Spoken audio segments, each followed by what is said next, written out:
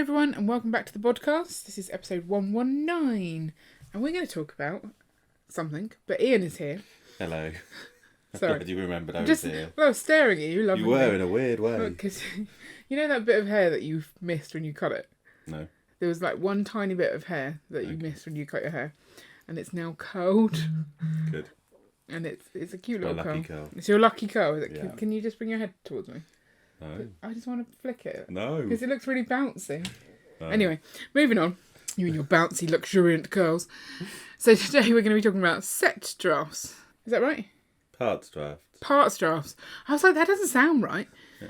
Sets for parts drafts. Parts drafts and their sets. No, right, we're going to talk about parts drafts. Yes. What's a parts draft? Is it a parts draft? It's a draft. It's definitely a draft. It's a parts draft.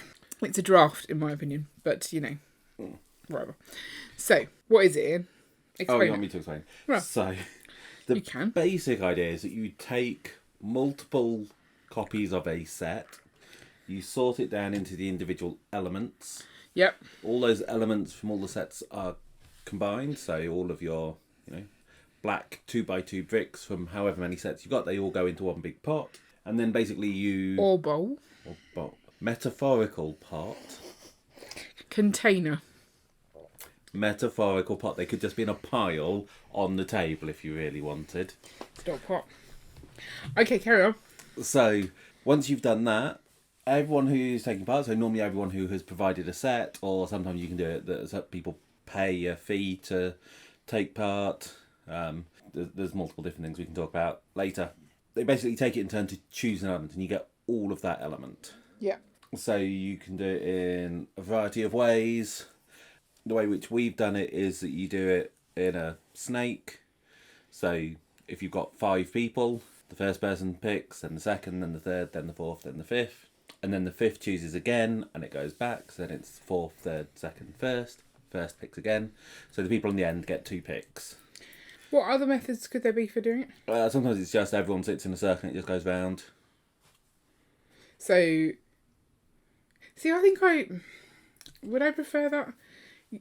I understand the point of the snake is trying to make it so that the person who went first isn't penalised, isn't getting ahead of everyone else. It's basically, the person who goes last gets Some benefit something from going to last. compensate for the fact that they went last, kind of thing. But being able to pick 2 things in a row, I felt was quite powerful. Yeah, it is, because it means that you can pick 2 things that go together, knowing that you can get both of Yeah. them.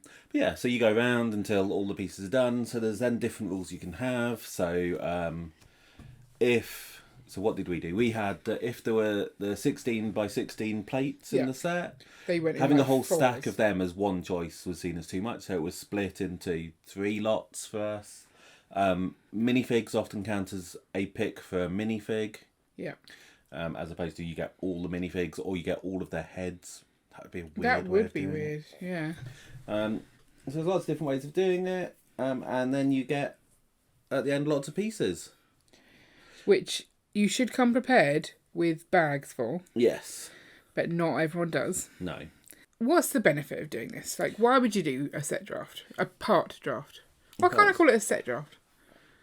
You're drafting the set up into pieces. I don't know. Anyway. So the benefit is that you get typically lots of useful pieces. So there's often a time where a couple of a certain element aren't going to be useful to you, but if you can get like a whole handful of them, they will be, and you can use them for different things. And so that's kind of where it comes from. Yeah, it's trying to get a larger quantity of useful parts. Yeah. So that if you're mocking, you don't have to do lots of brick and mortar type things to get your parts. Do you think it's better to have more copies of a set and therefore more people taking part in the draft? Because what elements you do get, you then get more of? Or do you think getting fewer of lots of items is better? I think obviously either extreme isn't good. So just 2 people taking part. Well, you're not getting any bulk really then, are you? Yeah. You might as well just have the set. Yeah. On the other hand, 100 people taking part. Okay, that means that, the person who goes first gets an awful lot of parts. But then you can do it if there's enough of you that you do split it down into multiple lots. So, but then it's a lot more choice. So, like, if you've got 10 people, you could split everything in half. Yeah. So there's 2 picks of everything. I don't know. I think each person is going to find a particular number of people they like doing it with best. Yeah. And it's hard to know. Not everyone's going to be wanting the same elements necessarily. No. So it depends on your project. Yes. So we did this with Gonklug. We are not part of Gonklug. We are not. I don't know why, just because you don't know what a gonk is. I know what a gonk is. Oh, do you? Yeah, they're those things with the pointy hats and the really long beards and the big noses. Yes, that's it. So like all about those. It's a little droid thing in Star Wars. Yes. So they're all Star Wars mockers, so they were going after pieces that would be useful in Star Wars mocks, whereas... Supposedly. Yeah. Some of them, because SW does Minecrafty things and other things. Yeah. And so does Sam. Sam does Indiana Jones the other day, and it's just... But, they're mockers. Yes, whereas we tend to go for the more bright coloured pieces. Yeah, because we like bright colours. So it was a fun experience. So... what do you need to do to prepare for this ridiculous amount of part sorting? Okay, so as I said, there's different ways of doing it. We know that some people will, essentially, everyone buys in, sends a certain amount of money to the person who's organising it. They use that money to buy the sets. Yeah. And then they do all of the sorting and turn up with sorted Lego. That sounds amazing. Yeah. The other way to do it is that everyone has to bring their own copy of the set.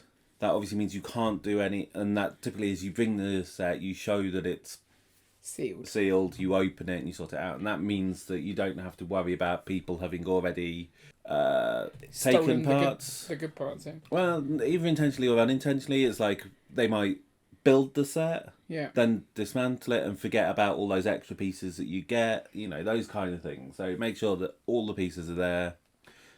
It also means that some lucky person gets to take home a lot of brick separators. Brick separators. Yeah. But you could, if you are a trustworthy group and stuff, then you pre-sort them at home. And that would your set, sort it, take it sorted. Save a lot of time, I feel. I think knowing that it's going to take up a lot of space is useful. Yes. So having... So, for example, we did the... Tranquil Gardens. Yeah. Which isn't a massive set. It's quite a large set. It's an okay size. How many pieces do you reckon it is? Let's see if you can guess it on the nose. 608. I would say it's more 1,000 and something. I can't remember. Probably. Well, I'm going to find out. There's no point me doing a guess if you said 608. I'm saying 1,025. Ooh, 1,363. So I win. So that took up... So that's... How many parts did we sort? 4,000...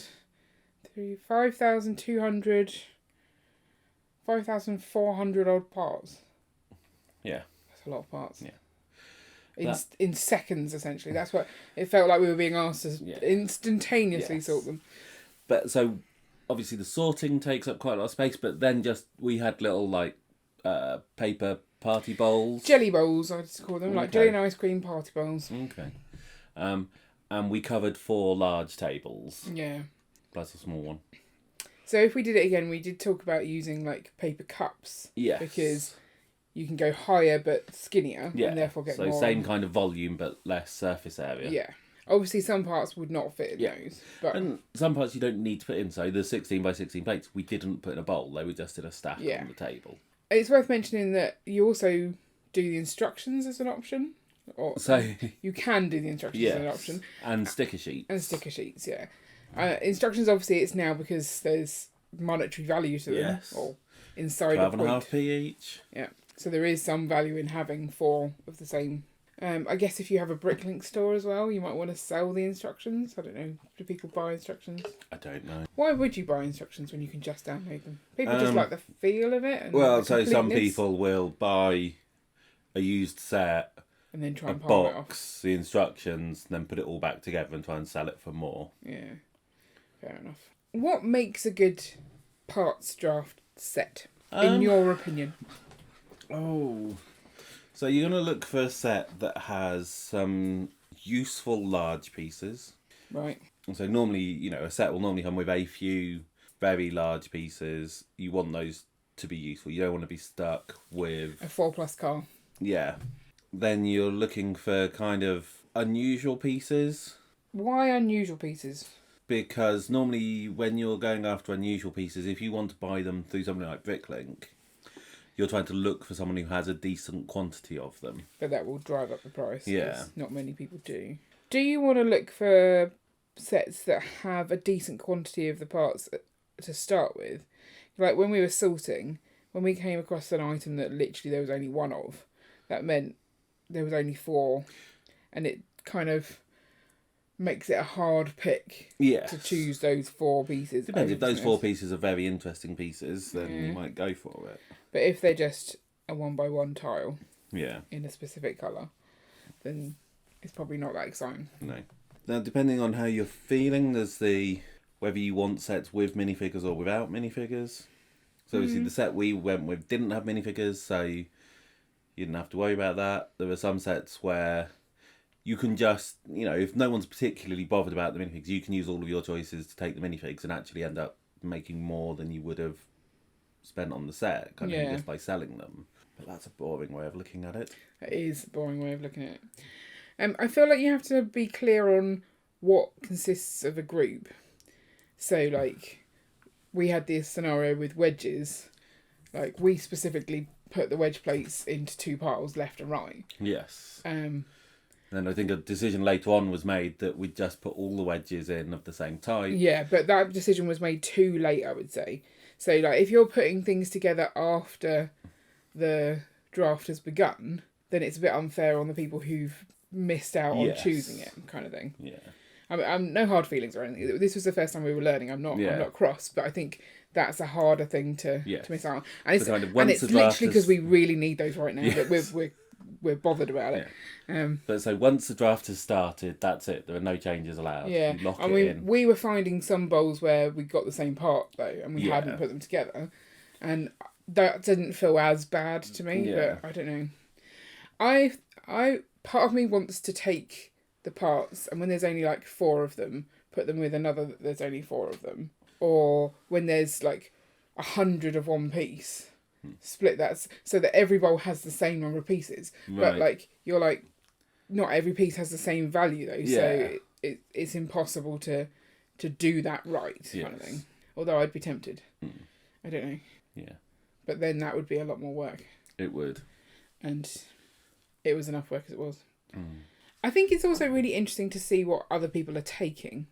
And there's that push your luck element of, I really want those things, but not enough to miss out on these things. Yes. So you push them further down and then suddenly they're gone. And you're like, oh, that's annoying. And if you bring your kids along and they out loud say all the pieces they want, and then the other person keeps taking them, Sam, then it's... I mean, we didn't want the pieces that they wanted, so it wasn't so bad. But if that was the case, it would be quite frustrating. So you've got to kind of... It's like mind games, isn't it? Yes. You're like, ooh, look at those things. I'd also suggest making sure you have enough time to actually complete the draft, because otherwise you have to nominate someone to pick for you, and they might not necessarily pick in your best interests. Come on, everyone wanted brick separators. Brick separators!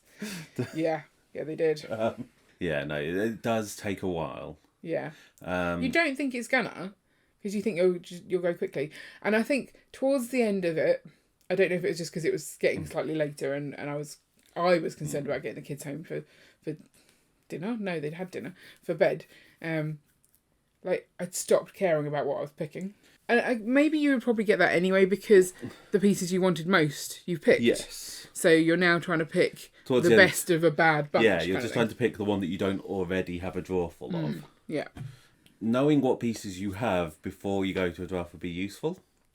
If you know what the set is. Who knows what pieces they have? Well, no, if you know the set up front. Oh, you can then you study could it. Go, well, these are the pieces. We've already got a lot of these, so therefore we don't need that. We didn't do that prep. That's a really good idea. So next time, look at the pieces, compare it to your inventory. But, like, that's a lot of effort. effort. But yeah, I can see the benefit in doing that. Yeah. I mean, the whole process is pretty fun. It is. I think it always helps to have a project in mind. Yes. Because that makes the decisions easier. Yeah. But it's also nice to see the creativity that other people are like, oh, that piece looks interesting. What can I do with it? Kind of thing. Yeah. I'll get that because it's a lot of that piece. Oh, now I'm going to build a pineapple. A pineapple mock, yeah. Random, but okay. The fern pieces might be good for a pineapple. Yeah. I don't know, maybe. I'd say another key thing to consider. We organised ours by colour, didn't we? Yes. Like, I don't know if that was just to try and make it easier to put duplicates pieces together. There was part of that. There's also when you've got colourblind people taking part, it's easier for them to know. This is my point, is one, put them together so that you can sort of say these are all this colour to a colourblind person, but two, get a better light. Like, we had a really good room for sorting in, and then where we were actually doing the thing, the lighting was awful. So that made it a lot harder to actually tell what the colour was. Would you do it again? Would I do a set draft, a part draft again? Yeah, I would. I think I would be slightly more mentally prepared for it. Yeah. I'm going to say one thing that is slightly stressful is doing it with someone else. What do you mean? So, like, me and you having to choose together. Oh, yeah. I totally agree with you on that. Because you have to have a conversation about why you want it, kind of thing. Yeah. And you could say, well, I want this, but I want that. And then they know which ones you are going to go for next as well. So we could have had them quietly conversations, I don't know. But you're trying to do it quickly, so you're not wanting to go off into a corner to discuss it each time. But you also might have different priorities. So there was things that I wanted that you wouldn't want, and vice versa. Would it be cheating if we turned up with 2 sets and each took part? No. Yes? No. I don't know. I don't know. That's a very good question. Because we're putting twice as many parts in, so we should get twice as many back. So then we're I guess as long as we're not trying to make it so that we go one after the other and guarantee those double picks, like we just go with set order that we pull out the bag kind of thing. Yeah, I don't know. You do get an advantage out because you are essentially getting double picks. You know, you might not be one after the other, but essentially each round you're getting 2 picks, whereas everyone else is only getting 1 pick. Because we wouldn't both pick the same part kind of thing. So I don't know. It's tricky. Because you're incrementing the amount of pieces that everyone else is getting. So they're getting benefit from that. But yes, you are then getting 2 choices. Yeah. I guess we'd have to ask about that one, because I don't know. Unless we start splitting our Lego 50-50, like, and have our own parts collections. Could I sort mine how I want them sorted? Yeah. Well, yeah, of course you could. Just don't steal from mine. It's all mine. What? How is it all yours? My name on the Bricklink account. It's not. It kind of is, but it's also mine as well. I would hate that. I don't think we should do that. No. And also, I've already said multiple times, any Lego in the house is mine. So I don't know why you're trying to pretend it's yours. Do you think you could do a parts draft where you've laid out all the things and then, like, in rows, and everyone goes and stands behind the row of the first item they want? And if they're all different, then everyone just takes it at the same time? Ooh. Well, and if multiple people are in the same row, then you do a thumb war to decide who gets first pick? Yeah. Could work. Or wrestle. I don't know. I just feel like... No, I don't know. That sounds like chaos. It does sound like chaos, but kind of funny. Yeah. Could you do an online parts draft? Yes, you could. So you would just select in order, like, as you go. Could you do it so you'd say these are my first... Like, you essentially just order what you want from the set. And then it just goes off and works out who gets what. Yeah. That sounds complicated, though. But if you essentially said, this is this set, and these parts are in order of how many which I would want most, you could make more people kind of happy, maybe? Oh, so you're saying actually try and maximise... Satisfy as much. Okay, as opposed to just people going, well, these are my list, and it working through... Yeah. That assumes that picks are independent, and I don't think that's true. What, so if you picked that bowl, you'd also want that bowl? Yeah. But if you didn't get that bowl, then you no longer want this bowl? Yeah, that kind of thing. Yeah. Or you'd want that one, but if you don't get that one, you'd go for this one instead. Because it's a relatively similar piece. Yeah. Yeah, but you don't want both. Yeah. So I think those kind of intricacies could come up. I think maybe I'm trying to make it too complicated and just pick. Yeah. But then if you've taken along a set and you want a specific part and you don't get it, do you have to go and try and find like 5 more people to do it again? I don't know. Or at that point, you try and just buy them, sell the parts that you didn't want to make the money, so you can buy the parts that you did. Yeah. So one thing we did, which was really nice, is the Tranquil Gardens came with the fern pieces. Yeah, and so they're in like a little baggie. Yeah, there's a little bag in each set, and so we just each had a bag of that, rather than having to fight over who got it. That I think that worked well. We were talking about the Disney 100 camera. Yeah, and just everyone just getting the minifigs from that. Everyone gets a set of the minifigs and the film strip, and then the rest of the parts you do as a draft kind of thing. I'm really keen to do that one. But I want to build it first. And that's where I struggle. Yeah. I see Lego sets as an experience that I want to experience every Lego set there ever is, but I obviously don't have enough time. But that one I would like to experience. I just don't want to keep it. So, tricky. I know that at Brick World Chicago, they do a lot of parts for us. I think Sam took part in 4. Really? How did he get it all home? He said he would have done more, but it was his first experience of doing them and thing. And so we then talked about whether we could do one at the Bournemouth show. Yeah. But you need space for it. Yeah, you very much do. And as far as I'm aware, I've not seen anywhere where you could really do that. So if you can do the Bricktastic, there were a couple of like rooms going, but they were doing build challenges and stuff, and they were quite small.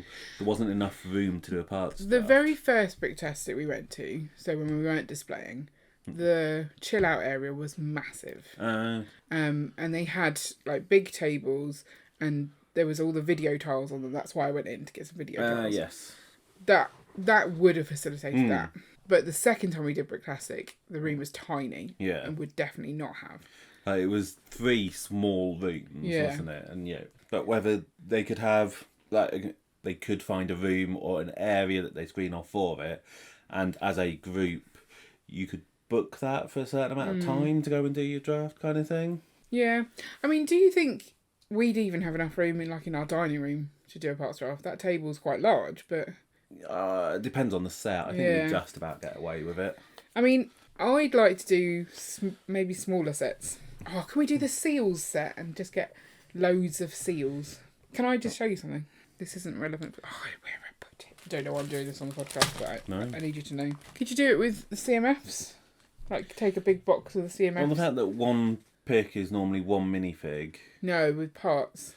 For example, the Marvel minifigs that just come out. I need me an army of these teeny tiny owls. Right. I'm sorry, is that not the cutest Lego piece you've ever seen? No. Is it this one? No. Hello.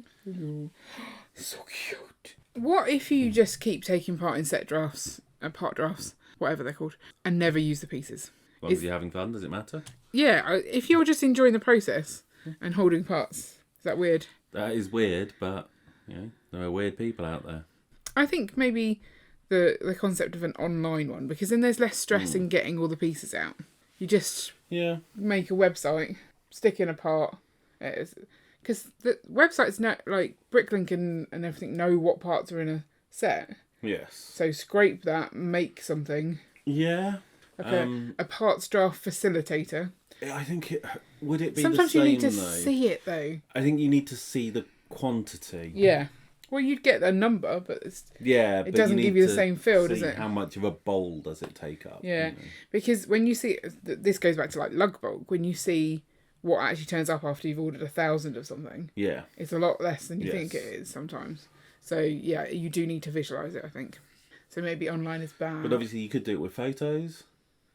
So if someone gets all of the sets, sorts and takes a photo of each, you'd have a big tile system, and then someone picks one and that tile gets taken away. And I think it's more fun to get some pizza and just go and do it. At church hall, village hall, hall, doodle.